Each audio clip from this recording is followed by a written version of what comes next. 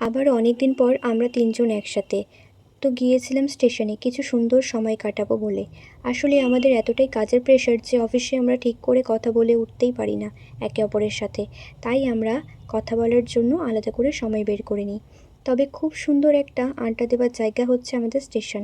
আমরা এত গল্প করেছি যে ভুলেই গিয়েছি যে আমাদের মেন উদ্দেশ্য ছিল মাটির ভাঁড়ে চা খাবার। তো হঠাৎ মনে পড়াতে আমরা চলে যাই সোজা চায়ের দোকানে। সেখান থেকে আমরা তিনজনের জন্য 3টা চা নিয়ে নিই। আর চা খেতে খেতেও আমরা বেশ গল্প করছিলাম। আসলে এতটাই ফ্রাস্ট্রেশন ভরে গিয়েছিল আমাদের মধ্যে, সেই সব বের করছিলাম আর কি একসাথে। অনেক দিন পর এইরকম সুন্দর একটা সময় পেয়েছি, তাও আবার পছন্দের মানুষদের সাথে। দেখতেই দেখতে কখন যে রাত হয়ে যায় বুঝতেই পারিনি।